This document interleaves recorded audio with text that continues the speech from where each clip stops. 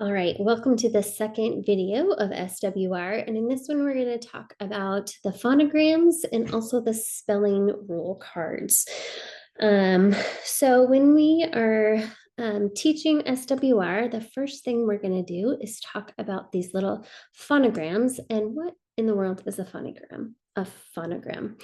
They are symbols that uses the letter sound instead of the letter name. So our cards are gonna look like these white cards. And it's, again, we're going to teach each phonogram in isolation. We're going to go through these, we're going to teach these fairly quickly. And so for our kindergartners, these are going to be matched with how they are learning to write their letters. And we use a system called handwriting without tears. My kids always said handwriting with tears. And so I have to really think about that. It's handwriting without tears. And so as they're learning to write each letter, they're going to use the phonograms associated with this program to name that letter. And so if they're writing the letter B, it's going to be B. If they write the letter A, that's going to be A. And so we're going to teach each of those sounds in isolation, and then they'll quickly be adding writing with them. As you teach that sound, we're going to present all the sounds that letter or phonogram can make in order. And so you're going to see how that is important when we get into the dictation system. The order is also, the first sound is always the most commonly used, and then it will go from there. We're going to speak the sounds and not sing them. Most of us learned the A, B, C, D, E, F, G in this song, and that is a useful tool, is using songs and chants. You'll see that in a lot of the curriculum that we use, but it is a different part of the brain. And so in this program, because they're really trying to emphasize this connection to spelling and writing and reading, we're going to speak the sound so that it's in that language part of the brain.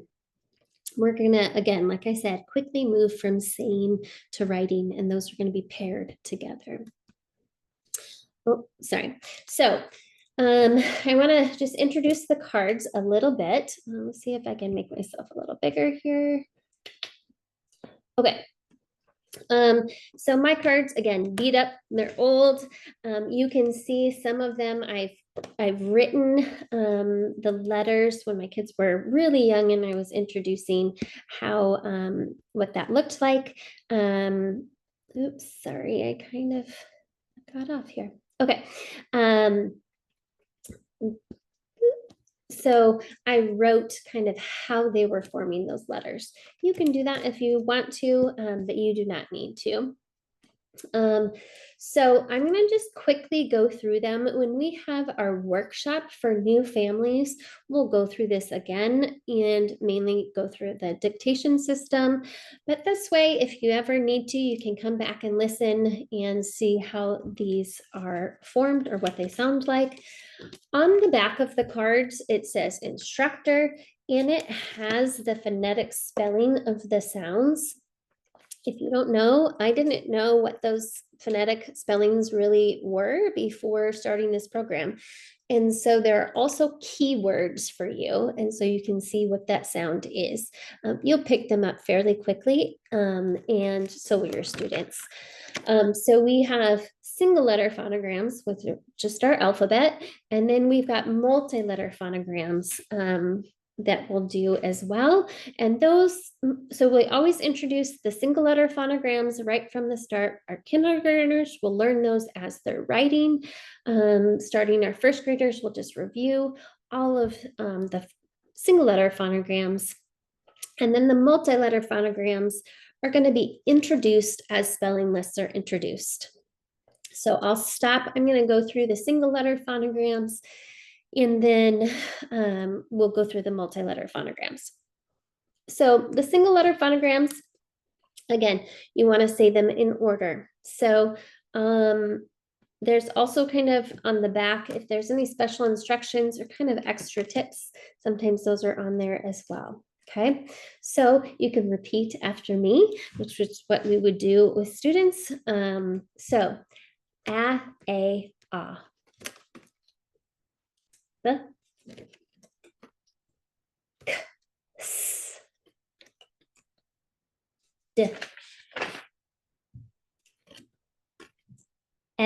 e,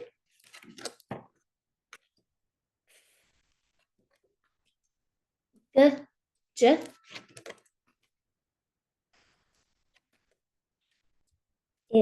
I, j, u, n, a, o, u. So vowels usually start with their short sound. So a, o, u.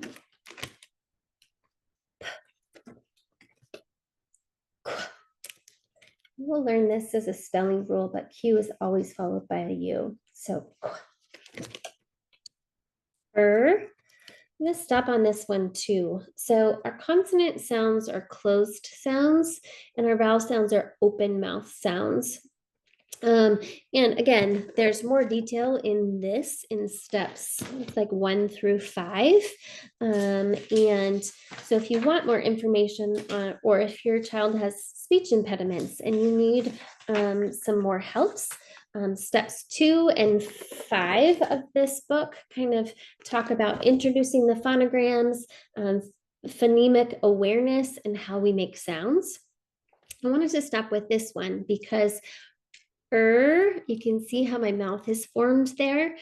And that's going to be different than multi-letter phonograms that we use, like as in her, or as in first, if you can look at my mouth. And so this one, I really want to emphasize that it's just Okay. S, z, t, u, v.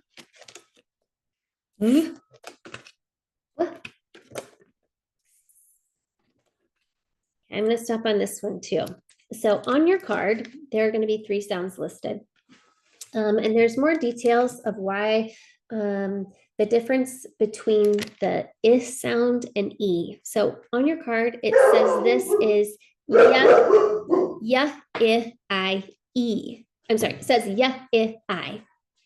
We're going to add a 4th sound, E, the long E sound. And so if you want, you can add that on the back of your card, either before or after you laminate it, or you can just remember this. Our teachers will use this as well.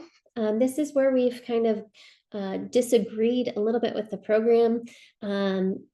This can be a consonant or it can be a vowel, and it can stand in for the I or the E. And so it's I, E.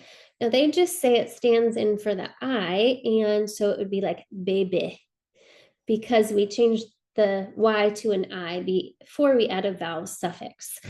We think our students are smart enough to do that. That's a spelling rule. We're going to go through that. But there's so much, and in the English language, we actually say the long E sound. And so almost all of our adjectives, many of our adverbs end with this sound: pretty, baby, prettily, happily. And so we've added kind of that sound as our 4th Y sound. I, E. Z. Okay, so that's all of the single letter phonograms. When we're introducing the multi-letter phonograms, these will come before each spelling list. And so in your spelling lists, in this brown Y side, there are preliminaries. So this is section A, so this would be the first spelling list. So before that, you would teach the single letter phonograms, and then it says you would introduce these multi-letter phonograms for list A, and there's 5 of them. Okay, And so on the back of your multi-letter phonogram cards, this is the first one, there's a little notation here, and that says A1. And so you can always tell like, hey, these are the multi-letter phonograms that we're going to introduce before we start list A. Once we get into first and second grade, if you're a new first or second grader, you really probably will learn all of those multi-letter phonograms quickly, and it's helpful even to kind of review those at the beginning of the year, even before you get to that spelling list. But this is when they're introduced, is before the spelling section that is listed on the back, and our teachers will help guide you as well. So we do the single letter phonograms first, and then we'll introduce the multi-letter phonograms as they come up in our Brown Wise Guide. Okay, I'm going to just go through them fairly quickly. Again, on the back of your cards, it tells you kind of what to say. Students will repeat it. It gives you extra information if you want it. And it also, every once in a while, there's a spelling rule that goes along with it. And so you can either do quick review and just say the sound, or you can occasionally add that spelling rule as well. So I'll go through these just fairly quickly. Sh, th, voice sound. Th, oo, o, e, double e. As in her. Now on the back of this card, there's two lists there, so you can see, because this is the most common form of it's introduced before list A, but there's actually 5 forms of and so we'll pick those up again after in list F, but you'll see that it goes with those as well.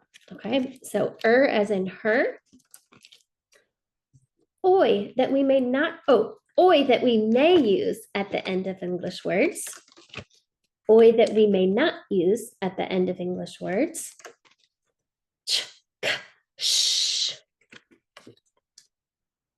Ow, o, and this we can use at the end of English words. So ow, o, oo, a 2-letter A that we may use at the end of English words. This is 2-letter A that we may not use at the end of English words. E, A.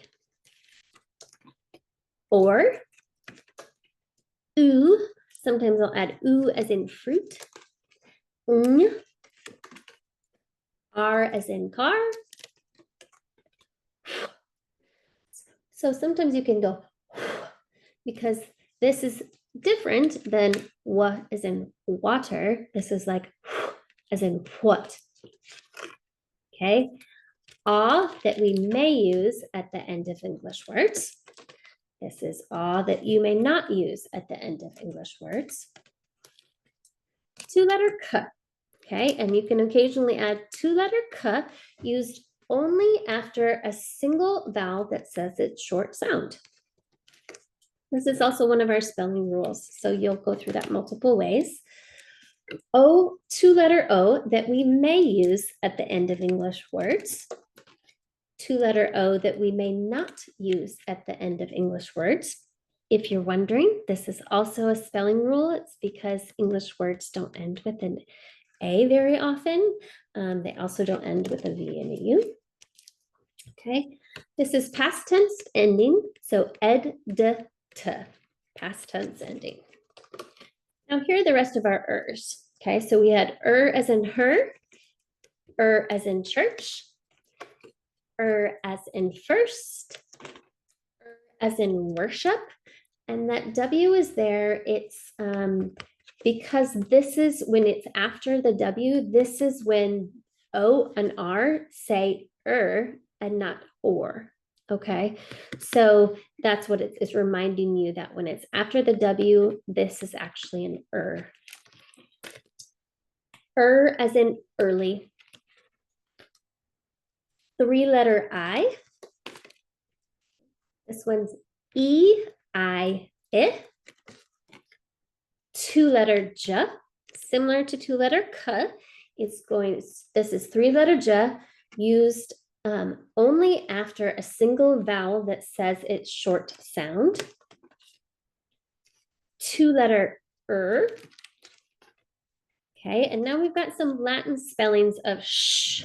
Okay, there's also spelling and reference pages. So again, you're going to go through these in multiple ways, but this one is tall sh, used at the beginning of any syllable after the first one. Short sh, used at the beginning of any syllable after the first one. Zh, yes, used at the beginning of any syllable after the first one. 3-letter ch, 4-letter a. Okay, so now we have a, e, I that we may not use at the end of English words, and a, e, I that we may use at the end of English words. We're getting there. 2-letter f. Right, now we're in section I. Okay, this is 2-letter n used both at the beginning and at the end of a base word. 2-letter n used only at the beginning of a base word. Okay, ready? O, oo, uff, off, ah, ow. O, oo, uff, off, ah, ow. Last but not least, ooh, you. Okay, those are multi-letter phonograms. Okay, for other cards, the other cards that you're going to use are part of our spelling rules. So for the spelling rules, these will be part of your preliminaries. So let me get back. I won't go through all of these. I just want to introduce them to you. You're going to be using these throughout the program. And as your students get into more and more complicated words, you'll use them in different ways. We'll talk about reference pages in another video, but many of the reference pages will go through a spelling rule and give examples and kind of flesh it out. And again, that gives this kind of strong foundation and tool for how to use this.